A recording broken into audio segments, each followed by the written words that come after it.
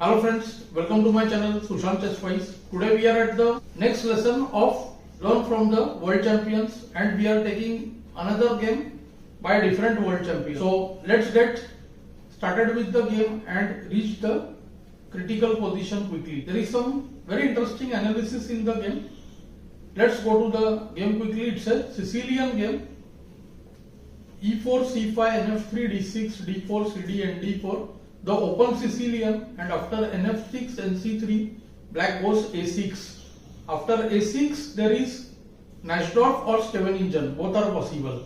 Okay, here white goes with the move Bishop C4, favorite of one of the world champions. Let's see what it is all about. White wants to pressurize F7, go castle and play F4. Black plays E6, immediately covers the square F7.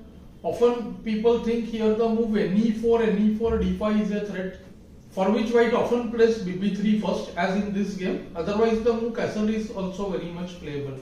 BB3 protects against B5 and QC7 both. NC6 and white goes F4 instead of castle. Black goes Queen A5. Somewhat unusual move in the Sicilian. Black threatens NE4, but I think Queen A4 is slight waste of time. Maybe he had some tactical idea in mind, like say after castle, knight d4, qd4. First I thought maybe black wanted to play the move qc5 here and trade the queens. And then after some thought, I thought, as I saw the game, maybe he had a preparation in the move d5. He played d5 in the game. Let us look at qc5. After qc5, what would you do as white? Because see, white is almost forced to trade the queens. Can he still generate the initiative? So the answer is yes. After qc5 dc, white has the very strong e5, first pushing the knight away. Knight can't go to e4, d5, g4 is bad, knight h5 is blunder due to g4. So knight d7 almost forced, and here see, white has the very strong f5. White, who is ahead in development, wants to catch the black king in the center and bring his reserves quickly. The bishop on c1 and the rook is eyeing the e1 square. Here see two lines. If e takes f5, then rook f5. See, winning on the spot. If f6 is played, then there is the very strong e6 or nd5. I like the move nd5. It pressurizes f6 for the third time, and nc7 check is a threat. So white is winning here. Otherwise, see, the f7 pawn is lost. If knight takes e5, there is fe or rook e1. Both are very interesting. I will show you. If fe, b6, fe, rook e1, see, the knight has to move, and after the knight moves to g6, maybe knight c6 is a better option.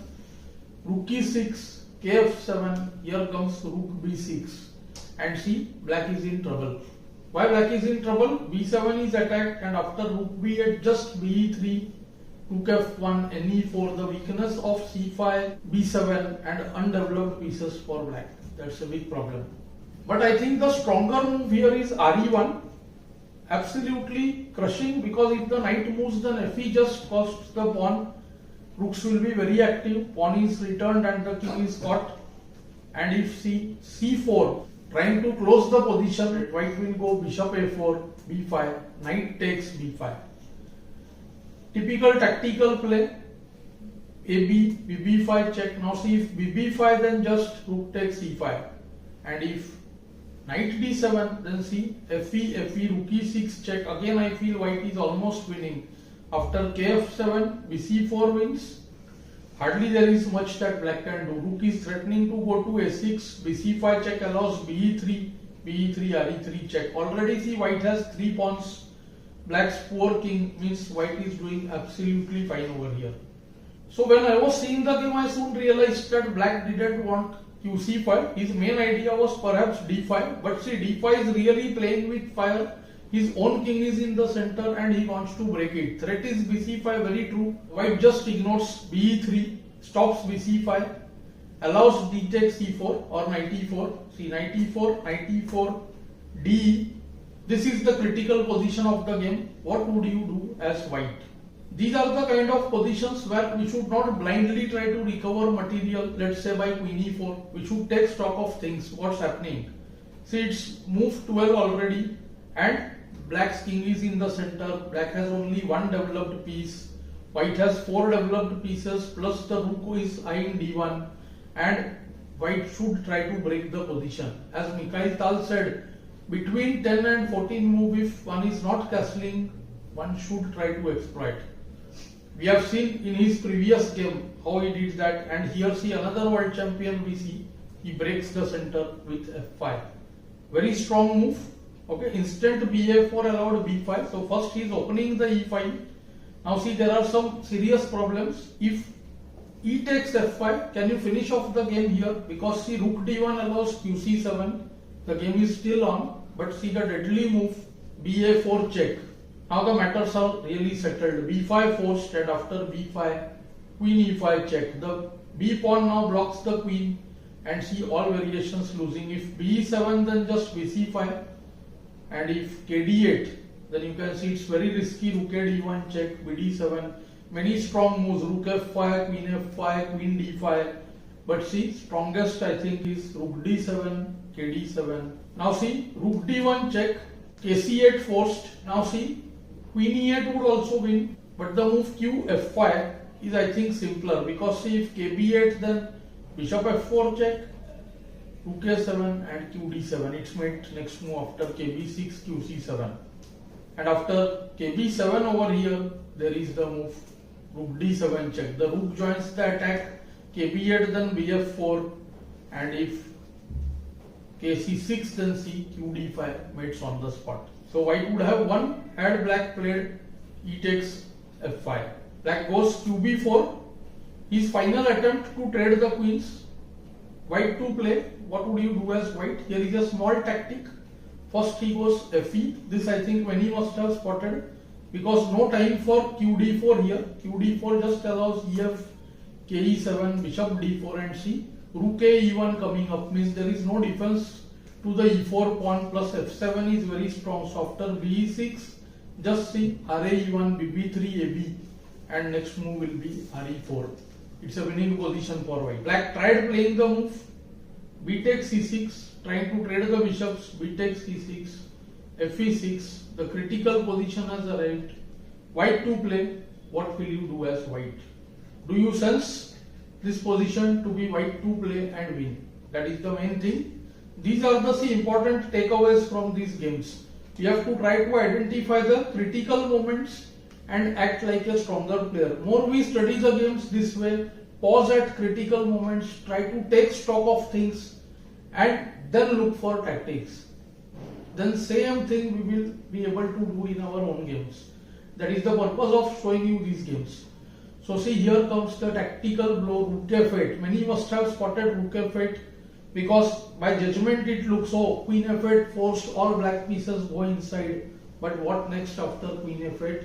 After queen f8, see the deadly blow, queen a4 check, which settles matters, because see, we are forcing black to go b5, and after b5 the whole set of white squares from e4 to e8 weak, e6 weak, king on e8, the white square complex is demolished.